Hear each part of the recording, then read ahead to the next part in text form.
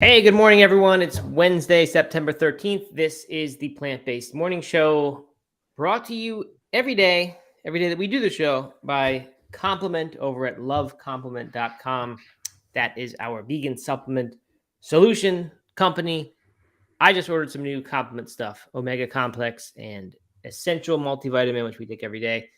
Got a little backlog or something, so I had to reorder it. So now it'll be here soon.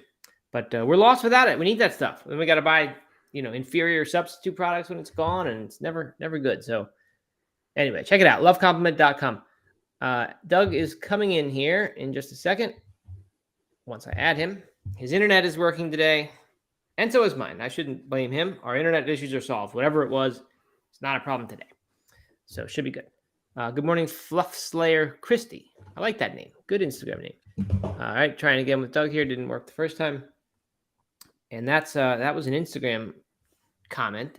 And how about over on YouTube? Nobody yet. There they are. Dale Stevens, Carmen Petty, morning. Someone gave us hearts on Instagram. That was probably Fluff Slayer, I'm guessing. All right. Third time's a charm here to bring Doug into Instagram. Maybe it will never work, in which case you should go over to youtube.com/nomadeathlete, the link I have pinned in Instagram. Every now and then just doesn't work. It says unable to join. So we have another technical difficulty. This time it's on Instagram's end. I'm going to try one more time here just to welcome Doug in. Hello to John J. John J.J. Whalen. Okay. Looks like Instagram is not going to work today. So we so far 0 for 2 on this day as far as non-technical, or on this week as far as non-technical issues. Anyway, we're going to close off Instagram then. Let's turn off Instagram here. Hey, Matt, how's it going? Going well. Instagram people, go over to youtube.com/nomeatathlete and you'll see the show there. It's better anyway. Okay. Anyway, how are we doing? We're doing good. We're doing okay. We're doing very well. I also ordered some Omega Complex. It has been out of stock for months now, but we're back. It's in a different form, in the capsule form. Which I actually I like that better myself. I don't really like squirting liquids in my mouth. It's just I don't know, tactile thing. I'm with you. I'm more likely to take the capsules than I am a spray, but we did use the spray for my girls, so yeah, it was good for kids for sure. Yeah, so got to figure that part out. But yeah, very excited to have that back in stock. Head over to lovecompliment.com. Yep. Sure. Anyway, I'm good. I went for a run this morning. Feeling pretty. I was worried yesterday. I felt like something was coming on, right? Disease of some sort, and I feel about the same today, which is good. Okay, it was no worse. I was anticipating waking up feeling worse this morning. Mate, did you get in the creek dip? Nature's healing waters? I didn't. No, I just ran from the house, so no creek dip today. Okay. In Zelda, if you find a little pond, you get in it and you replenish your energy. A little fairy will come out and restore you. So restore your hearts. So maybe try that. Have you picked up the Switch since I've conquering fooled Zelda? Fooled around a little bit with an old retro version of Zelda. The third Zelda, which many people think is the best. Maybe not quite as good as these brand new 3D ones, but people say it's like the best of the 2D Zelda. So I've been playing that a little bit. And it just hasn't really hooked me. I loved the original back in the day, but I just haven't really felt it with this third one. well, I'm sure your children are happy. Yeah, get a little more of your attention. And they get to use the Switch now. Oh yeah, okay. Yeah, I guess you were kind of hogging the Switch. Yeah, no, they actually don't use it very much. They go through phases, but mostly that thing is untouched. Yeah. All right. Let's see what else. Not too much else for me. I had a Blue Zones bowl for dinner last night. I forget what it's called. Asian inspired bowl. I don't know. We just make a peanut sauce with it. Got a new sriracha yesterday. I was excited about, and the green Tabasco sauce, which I really like a lot. Never had it at home. I've always got it at Chipotle only, but I bought it and it's delicious. So I green Tabasco sauce. Yeah, it's like their. I don't know if it's jalapeno flavor because I think I see. Jalapeno. What you see at Chipotle, yeah, it's like just Tabasco, but it's green. Yeah, and it's not nearly as spicy. I mean, I like spicy things, but this one, everyone in the family likes the taste of it. It just adds a nice little flavor. You should. I mean, for all the Mexican food you do, you must have a variety of hot sauces and hop around I between do them have a sometimes. whole like little shelf full of them. Okay. And what's the typical? I think you've told me what your typical one is, but do you? I mean, do you sometimes want a green one or a smoky one? You get smoke from the fire from the mountain or whatever that local thing is. I do. Yeah, I have some of that. Mm-hmm. And that's pretty good. We have some that are super spicy from Trader Joe's that you can just really put a couple of drops on. Recently I've just been adding a lot of jalapenos, not candied, canned or pickled. There we go. Yep, pickled. They are delicious. Mm-hmm. They're good. Add just enough spice, just enough flavor. That you don't need a ton more than that. We had pesto last night. Homemade pesto. Oh yeah, talked about it yesterday. Came out great. Good. Katie whipped it up for us, and it was delicious. And the other thing I wanted to mention, this is kind of a shift. You and I, and I guess maybe the team or something, we're talking about creatine and the longevity benefits of creatine. I've always associated it solely with bulking up, right? Yeah, right. Getting shredded. used to be. That's what it used to be, only for. And so I've never even considered it, and it's pretty rare that I adjust my supplement game. I guess like now that we work for a supplement company, I dabble in what we offer, but I was a late adopter to any sort of supplement as a vegan, and never really took anything before then. So it felt a little like a big deal for me to be branching out a little bit outside of complement products, and so I'm about a week in, and I mean, can you just tell? Yeah, so man, right? Yeah, I'm sure. Yeah, and are the pull-ups so that you're just cranking them out now? Like one finger. Yeah, just like. No, but I don't know. You had put in my head that it makes you feel sharper. Yes, your brain, particularly on this show. I actually have that's probably the only place I've really noticed it, but because I've gone on and off with it the past year, just with weightlifting. Like I'll have it, and then I'll run out or I'll travel or whatever, and I'll good. It used to be, I don't know if it still is. It used to be that you were supposed to cycle creatine for it to be for maximum effectiveness. Like you would put 2 months on and then 1 month off, and that was for muscle gain. So I don't think though that would carry over into the mental thing, and I don't even know if that was real. It might have been just sort of bro science, kind of people figure it out, and I don't know. So when I would go off it, I would realize in the show that I just wouldn't recall words quite as quickly. And, it certainly could have been just a coincidence. And then I ascribed that to the creatine because creatine has been studied and shown to have some benefits for people who eat plant-based diets as far as cognitive and memory tasks and things like that. Well, I have noticed that, but I don't know if it's all placebo because that was in my head when I started taking it. And I have no idea how long you would need to take it for you to start seeing some sort of benefits. But it has felt good. I felt like I've been more creative and better, like, just better with my words when I'm writing and things like that. So I have no idea how true that is, but it'll be interesting to kind of see if as I dabble with it more and play with it more, if that changes, if I still believe that. Yeah, right.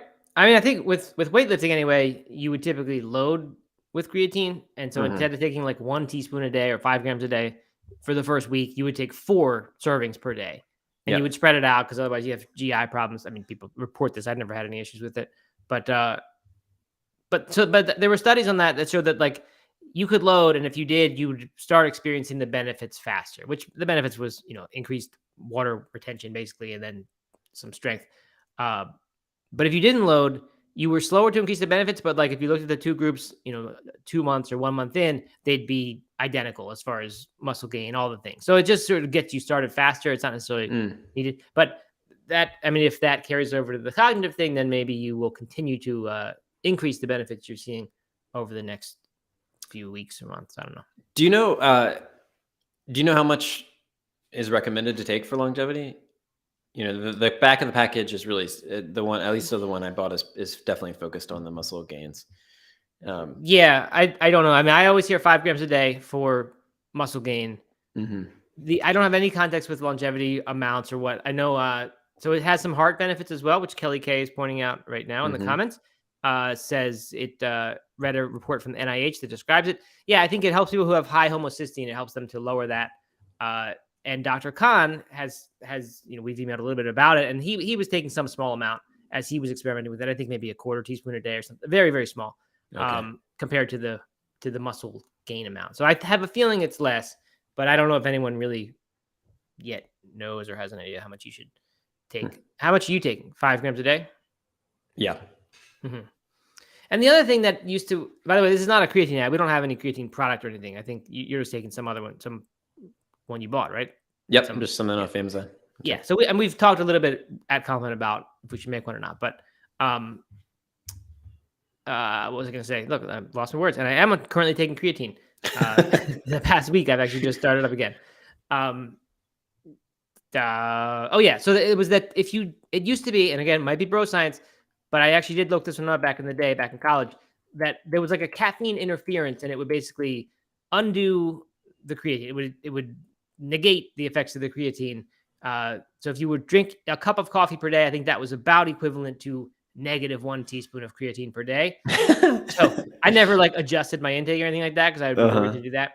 But I never noticed that it didn't work when I was drinking coffee. So it's that's too bad because I'm taking it in the morning right before my cup of coffee. So yeah, right. But I don't know. You can look it up and see if it's more to that. Cool. Yeah, there you go. But creatine, a good supplement, and used to be like thought to be unsafe, and there were all these anecdotal things about kidneys and things and different. I remember different no meat athlete people would be like, "Do not do creatine. I'm a therapist or whatever," and I've seen the worst thing. But all the science just repeats, does not find any problems with it. So it's like one of the most studied supplements there is, and no problems with it. So I think people are finally accepting that, and maybe that's what sort of has allowed it to start to become popular. I don't know, with this longevity benefit. So there you have it. There's your creatine update. One final question. Do you just mix it in with water or do you do something different? It used to be recommended that you mix it with something like, I think grapefruit juice for some reason was like often suggested. I usually will put it with either a very small amount of juice because I hate to get the sugar from the juice. So I'll just like put I don't know, 2 ounces of juice maybe and creatine, and then I'll dilute with water so I can mix it. Or if I'm having a smoothie or anything like that, or a protein drink, I'll put it in there. But I do think it used to be recommended with some kind of fruit juice. Right. Good. Well, interesting. Monitor your weight too, because it's definitely like when I start taking it, even if I'm not lifting weights, I'll put on 5 or 7 pounds because it's just, yep. And you don't always see it, but your muscles are holding more water or whatever. I don't have a scale. Oh, well, look at you. You're beyond its scales, huh? You're above that. Yeah. Nice. I mean, what do I need a scale for, really? Yeah, I know. Not too much reason. Unless you wanted to monitor creep over time of your weight, which I think is not a terrible habit, right? Because people, not for you, but people, if you were going to pay attention and act on it, wouldn't hurt to be weighing yourself once a month and say, wait a minute, what's happening here? Might prevent someone from gaining 5 pounds a year. Maybe. Maybe not. All right, Mr. Jeffrey says, what's the name of the Zelda? I call it the third Zelda. I think I may have misspoke. I've always assumed it is in my head, but I think there was a Game Boy Zelda that maybe it was between.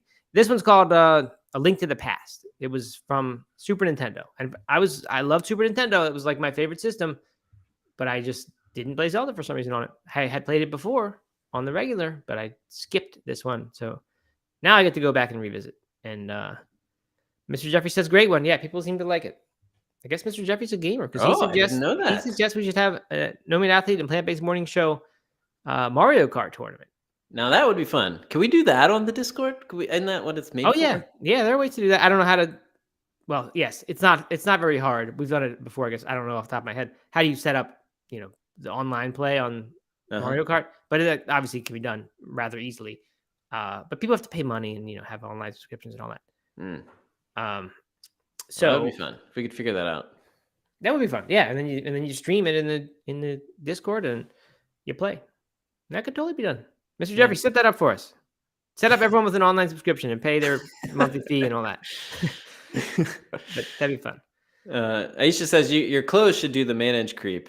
That's a good point. And I will not buy new clothes because of sizing out.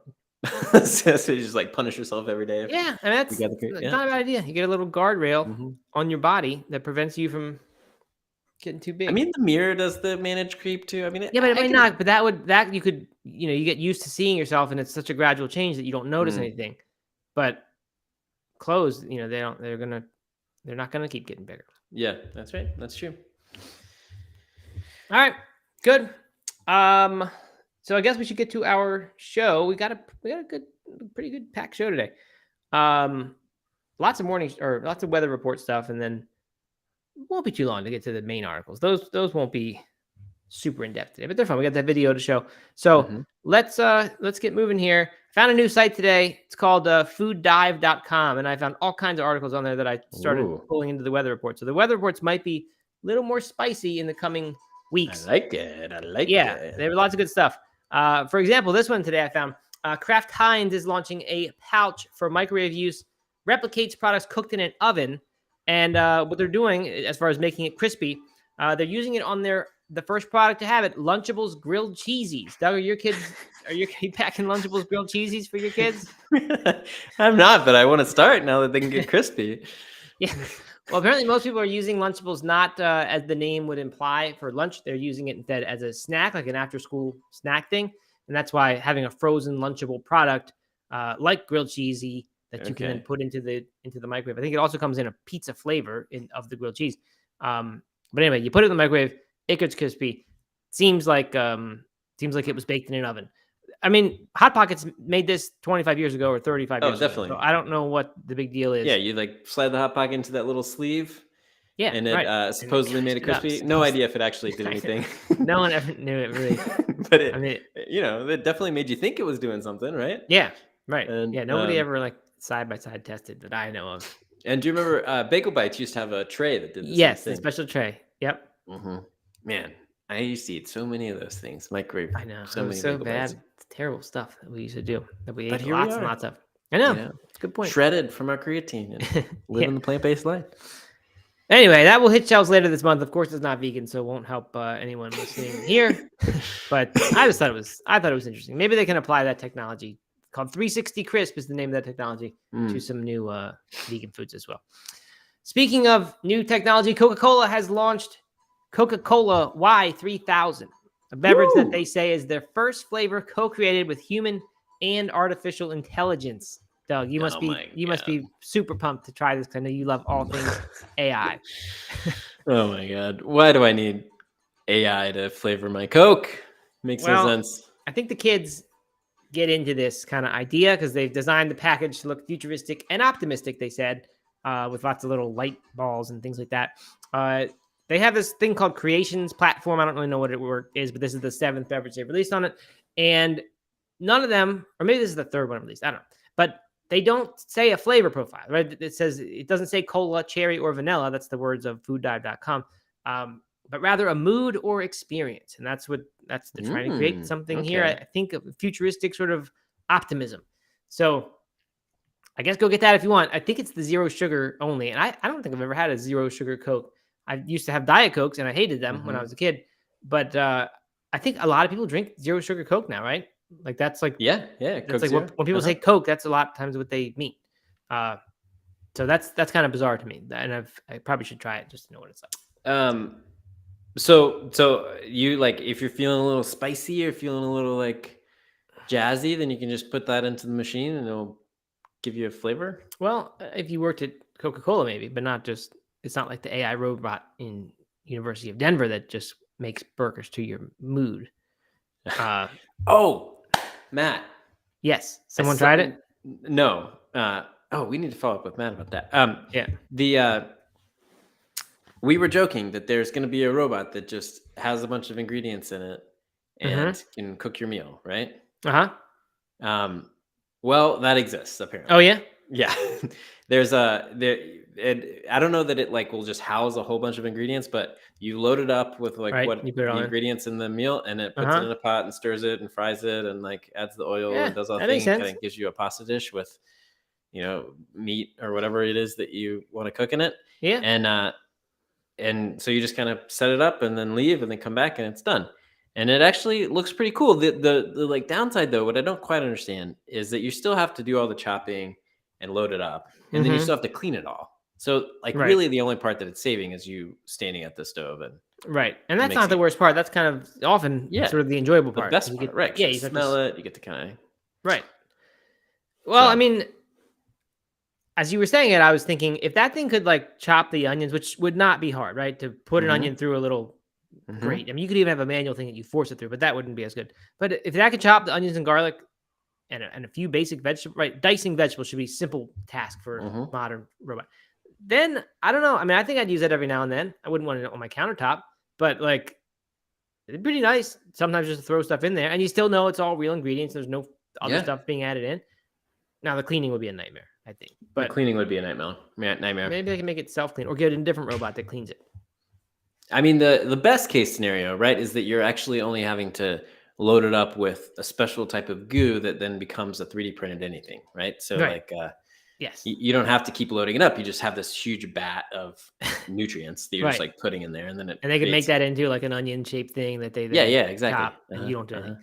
Yeah, Yeah, that's the way. That's the way it that'd needs be to be. good. That'd be good. That's the future of food science, right there. I mean, the intermediate step that we said, would that be a good thing? I think it probably would because it would get a lot of people making their own food again. Not really making their own, but making the food at home and knowing what goes into it. That would be a pretty good thing. I think like cooking, I don't know. You lose some of the experience and some of the benefits, surely, as far as health goes, of actually preparing the food and, sharing it, all that good stuff. But I don't know. I think that would be kind of a net good, and I'd use that every now and then. It could be a net good. It could also the other part that could be cool is it would control certain things. If you were say trying to lose weight or follow a certain diet, and not have too much salt or not have too much oil or something like that, then it could control that, Yep. which I think would be a positive thing for certain people. So I don't know. I mean, I could see it being helpful. Like cleaning again, because it's like each little container it had like dozens of containers of different. Well, you need another robot. You need a Rosie like the Jetsons had that will just do basic Yes. housework.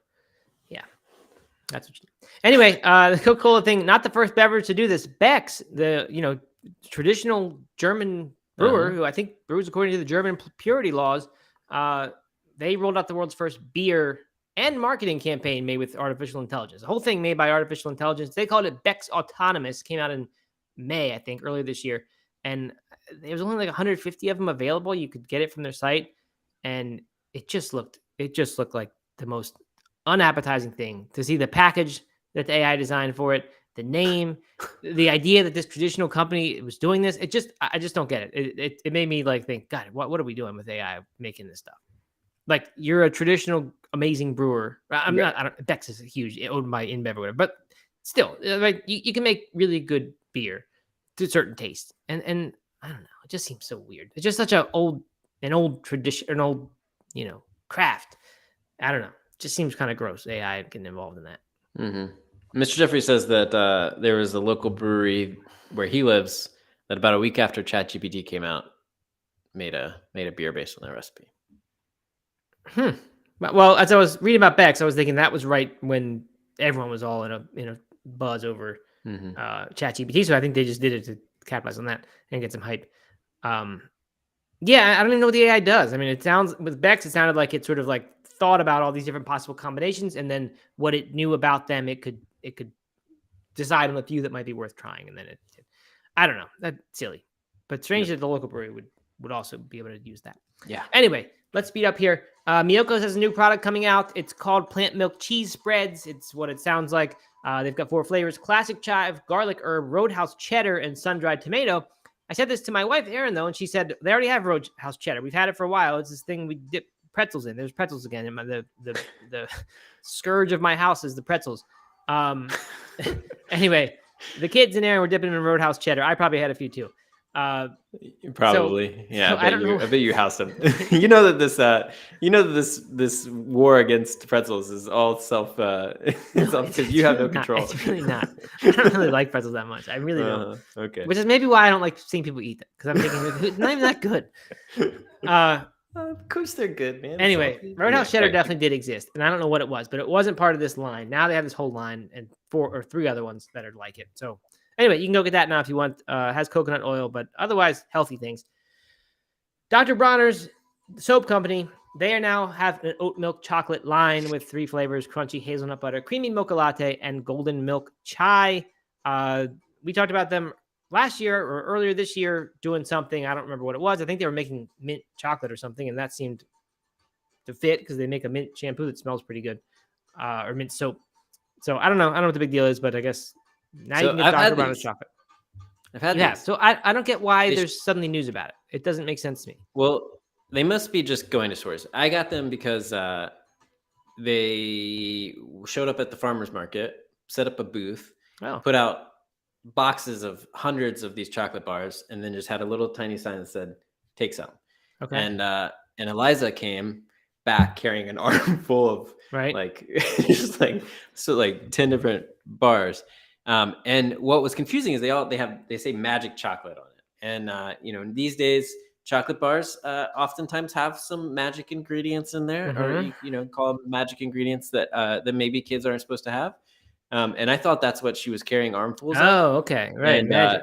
And so I was like, oh no, it's like, this is bad. Like, because I thought that was something different. So I quickly Googled what they were and looked at the packaging, and sure enough, it's just chocolate. It's just well, this sounds like a lawsuit opportunity for us. We've been looking for our big score. This might be it. Yeah. If they're calling their thing magic. There's no magic. No, doesn't make you feel very magic. No. What? Yeah. Maybe we did. I don't think you can put magic on a package like that. Anyway, okay. And then what about did the Black Mountain elders get up in arms that a big company like that had come into the town and infiltrated the farmers market? That you should have put a stop to that. It was weird. I don't think so, because they also had tons of soap, and so it was all free. So they just came in and started giving free stuff out, and everyone's like, "Oh, okay." Yeah. And it sounds like a classic technique. Give me some of that. Give me some of your soap. Give me some of your chocolate. And sure enough, now we're all like, Dr. Bronner now runs our company. You bought that easily. Starbucks should do the same thing. Start giving away free coffee, and then everyone will accept them. No, not gonna happen. No. I mean, it probably would happen. Let's be honest.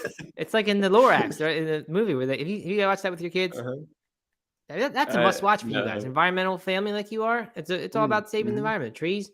Okay. Yeah, the animals are very easily bought with marshmallows. He gives out marshmallows, and like everyone just kind of stops caring about the trees. Anyway, you guys gotta watch that. Has Taylor Swift in it? You like Taylor Swift? She's the voice actor of the girl. Okay. All right, moving on. Steakholder Foods, who they're involved in 3D printing. They submitted a provisional patent for immortal bovine cell lines. Which I had to wonder what that meant. So I dug a little deeper, meaning I read further down the article. And what they said was that, I don't fully understand, but in 100 generations of replications, a single cell in an immortal cell line could theoretically produce more than 3,250 trillion tons of meat from a single cell. Whoa. And there's 350 million tons consumed annually. So that would mean one cell would make, more meat than we could eat in centuries. It's just, so it doesn't really make that much sense. But because a trillion is a whole lot more than a million, and it's 3,000 of them instead of 350 of them. So just, orders of magnitude more meat can be made from one single cell from this immortal cell line. Sounds like a made up fairy tale thing to me. But good, I guess. And they say this isn't merely a technological milestone, it's a paradigm shift in how we envision food production for the future. So kind of amazing that, that's pretty cool. If there's anything to this, it's amazing that sort of innovation is happening or close to being realized just a few months after cultivated meat has become available. So who knows where things will go. It's such a huge thing just to leave, but what else to say about it, right? It seems fake. It does seem fake. Yeah. Apple unveiled the iPhone 15 yesterday. People were speculating, but I haven't seen any confirmation that the company was going to stop selling their leather cases, which I didn't even know they did. I thought that was like third-party stuff. And Apple Watch straps, they also came in leather, and they're going to be now using a premium next-generation material called fine woven. You can get 10 different colors in it, and they're also doing away with their silicone accessories because those are difficult to recycle, even though they're more sustainable than the leather. All this part of a wider transition by Apple toward more sustainable materials, says Veg Economist. So I don't know. Right Those on. are it's from a reliable leaker, Mac Rumors. No, the leaker is Kasutami, but Mac Rumors republished it. So usually these reliable leakers are exactly that. They're reliable. At least when Are you going to be camping out in front of the Apple store to get your Apple 15? No, I don't. Your I iPhone don't 15? partake in that stuff. I just don't. I go on backmarket.com and I get refurbished iPhones that are smaller and they're cheaper, and I'm perfectly happy with that. I did read today from Morning Brew that 9 out of 10 American teenagers use an iPhone because the green bubble is thought of as uncool by the teenagers. It is uncool. Yeah, I mean it is, and adults even it's a little uncool to see someone texting with green bubbles, but it doesn't really matter. But you can imagine the teenagers that actually would matter a whole lot. That'd be a big status thing. That whole thing. I mean, this is a complete side tangent, but that whole thing is pretty brilliant. Yeah. On Apple's side, It definitely is, because it immediately tells you that like someone is out of the club, right? And also they group chats. If you have started a group chat, and you can't add someone with an Android phone, you can add someone with an Apple phone, and that means you have to then start a whole new group chat, or you just ignore that person. Like I don't know. You're right. I mean, it's a big. We have like the running group chat. The running my running group on Tuesday mornings. There's maybe 10 or 12 people in there. We were trying to add somebody in. They had an Android. Now they're just no longer part of the group. Yeah, they shouldn't be. The boot. Yeah, right. Get them out. They need to go on backmarket.com. Tell them about backmarket.com. You can get them really cheap there. And it's all ethical and good. It's not like it's black market. It's back market. Back market. Yeah, they have refurbished things. They grade them excellent, very good, good. I think I've only gotten. That's actually good to know. I'm in the market for a new phone, so maybe I'll go to it. I love it. I should have an affiliate link for that. I'm a raving fan of back market. I actually was shopping for computers yesterday for my son. He's one for school, and I checked out back market, but I don't know if I'm going to end up getting one there. But it's a good site. Anne Marie says that she remembers hearing from someone close to her who was dating that it was a negative for him. Yeah, have the sure. Yeah. Because there's probably not a whole lot of identity associated with that, right? It's not like you can say like, well, I'm like, true blood, dyed in the wool, green bubbler, because it just doesn't. And that's what Apple's good at. They have their own community that is Apple people. I mean, I think Mr. Jeffrey says he's an Android boy. I think that there's something to that. I think that there are people who do that. And so here's another thing. Another good friend of mine just switched to a flip phone. Just got rid of his smartphone, switched to a flip phone. Yep. And it's of course a green bubble. He also has to hit the button like 3 times to get to the O or whatever. Yeah, but so maybe like there'll be this shift of like it's kind of cool. Like, if the green bubble, maybe they're anti-tech. Very possible. That's cool. Well, can anyone just make their own bubble color? No, I guess Apple decides that. I can't make a new phone company and say we're going to be pink bubbles on all the iPhones. No, okay. No, I don't think so. Yeah, if somehow they had a way of identifying who was like super retro and had flip phones, I think that would be a cool thing. Aisha's a Samsung person. I wonder if our community here is more Android than Apple. I don't know. They should date Mr. Jeffrey and Aisha. I don't think so. I don't think they should. Their bubbles would match.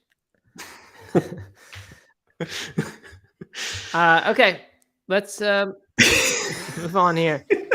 That was awkward. Okay. All right, last one. This is probably the most actual significant news. A new study, peer-reviewed study published in Nature Communications, has found that replacing half of the animal foods consumed worldwide with plant-based meat and dairy alternatives could have significant environmental benefits. I'm just reading word for word here from the Veg Economist story. What they said, net forest loss could be almost fully halted if this change is made. Greenhouse gas emissions from agriculture and land use would go down by 31% in 2050 compared to 2020. Bunch more numbers. Replacing 50% would reduce the rate of biodiversity loss from 2.1% to 0.9% by 2050. And if 90% of animal foods were replaced, biodiversity loss would actually reverse between 2030 and 2040. So it goes on. Wow. There's more. So interesting. Wow, yeah, because diet often seems to be overlooked. At least it used to be in the environmental circles, to my understanding. I wasn't in them, but I heard that. So the more that this stuff gets out there, I think the better. That diet has a major impact. Mm-hmm. there you go. You can look further if you want nature communications. Very cool. Yes. Okay, good. So let's get to this video really quickly, and then maybe we'll do the other article. We'll see how long the video thing takes. The other one's a little bit of a longer discussion, but an interesting one. But yeah, pull up this little video.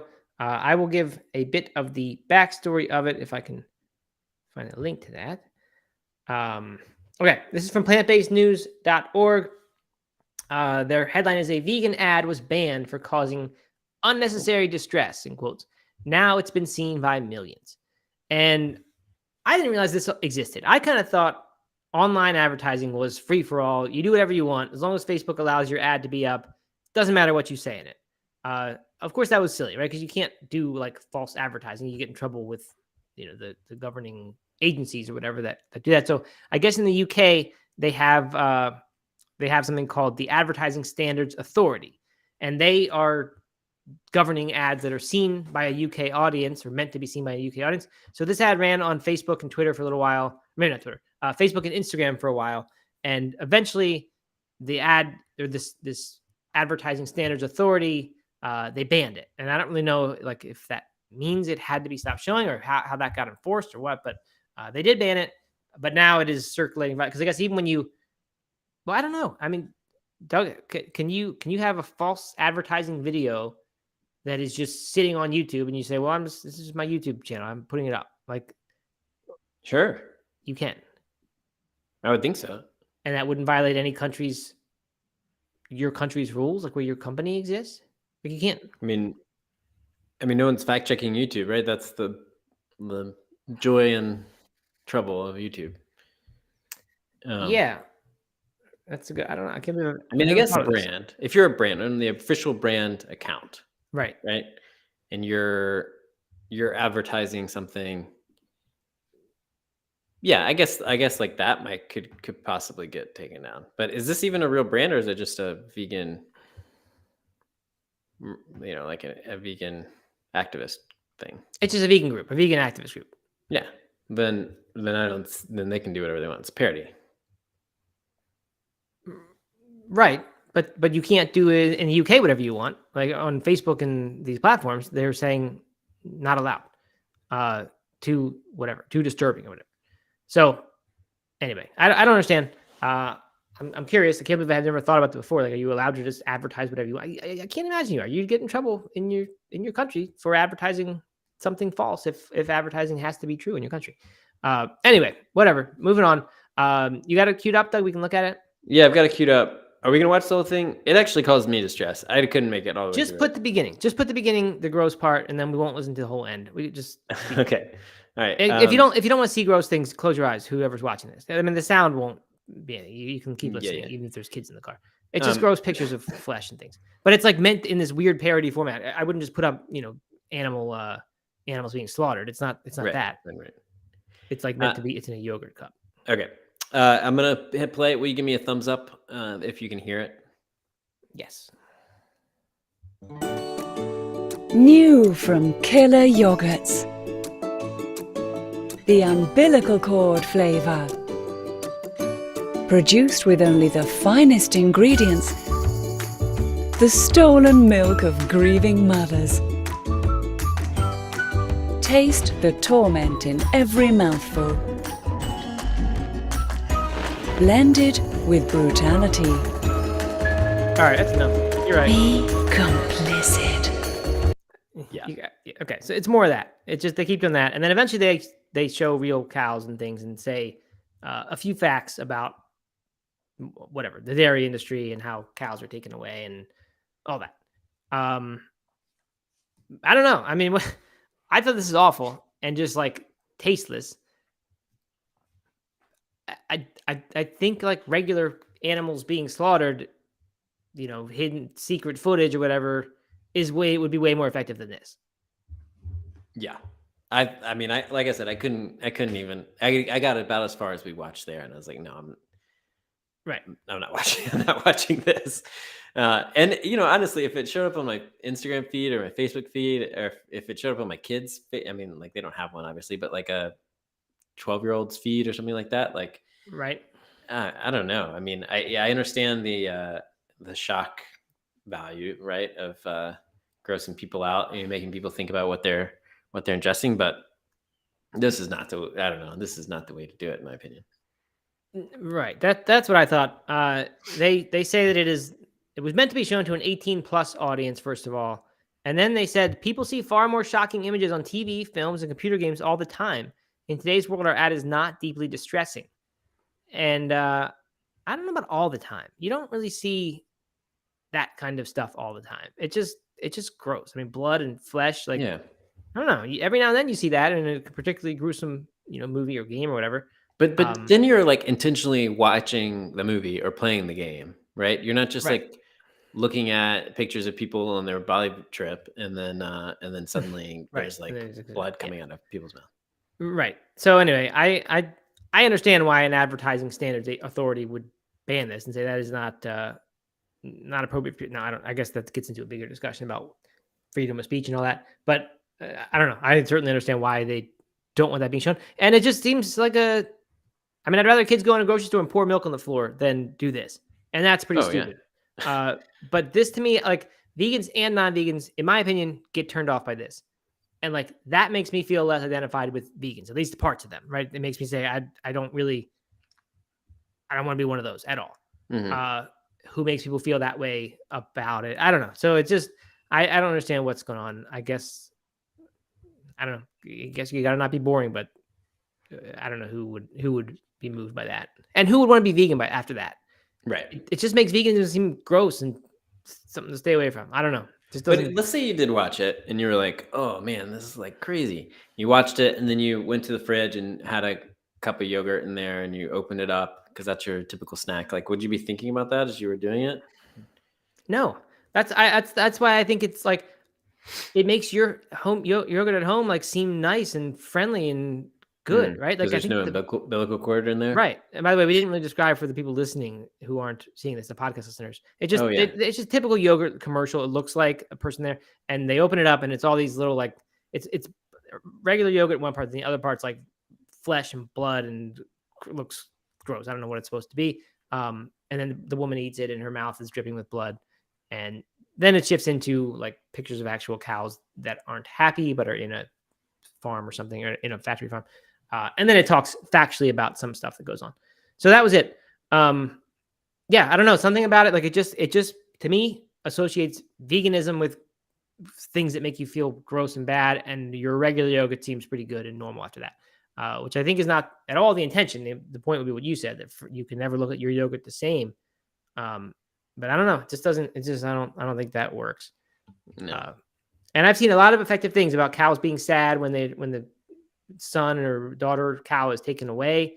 Things on Instagram that vegan groups put up that are just real footage from these processes happening, and that's like moving. And then the message after that about how dairy is just as cool or more cruel than meat. I don't know. I mean, I think that would move so many more people next time they open their yogurt than this would. Definitely. I mean, do you remember the like, was it a pet chicken at your Thanksgiving dinner or turkey, I guess? Commercial that we saw, like to me, like that was clever and cute and made you think about what you were actually eating. This is way too far for me. Yeah. And the argument always is that like some people are going to be moved by this and some are going to be moved by other stuff. And you get different segments within the potential vegan audience or vegan market. But I just, this seems like so niche that those people that would like this, or not like this, but no one's gonna like this, but that are gonna see that and say, from now on, I'm being vegan. That's too much for me to handle. I don't know. What about the vampire market? I mean, they're gonna see this and be like, oh, I should buy more yogurt. You're right, exactly.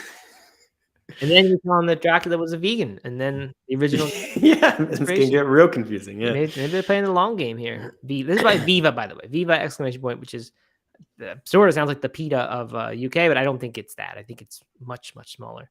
But I don't really know.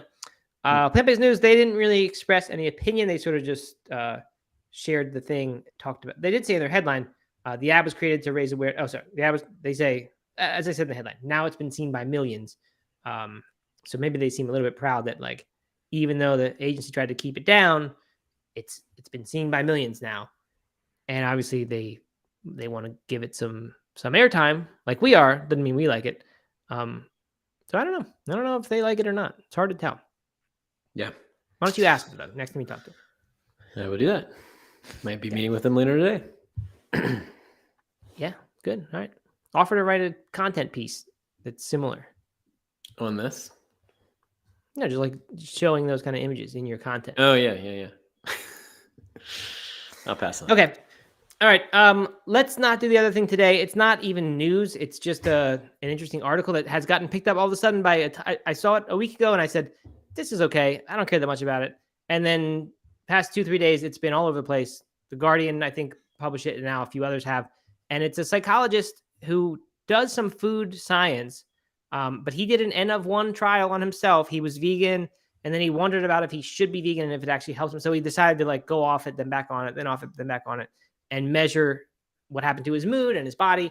And I don't know. There's some interesting stuff it brings up. At first, I was sort of unmoved by it, but then reading again, I started to wonder about N of 1 experience and what experiments and what role they should play in anybody's decisions about diet. So anyway, we can talk about it tomorrow, but like I said, it's kind of a longer discussion. So let's not try to do it today. We will leave it there, and that'll be it. And then tomorrow's Thursday. So let's have reason to celebrate. We'll go out on a good note. Yes, with this absolutely. article. All right. Good. Thanks, everybody. Much do we better have show anything today, else? I would say, without the tech interruptions. Yeah, right. Well, let's quickly honor the audience comments. Neil L says he does not have a problem with the ad/commercial, but maybe should have a warning. Yeah, I mean, I guess I don't feel like, I don't know. Doug, you mentioned that you wouldn't like it if your kids saw it or if it just came up. I don't know if I have a problem with it, but like in that way, but it's just not effective. So I understand why they don't like it. But yeah, I kind of get where you're coming from, Neil. Aisha talking about some of the horrors of dairy and things like that.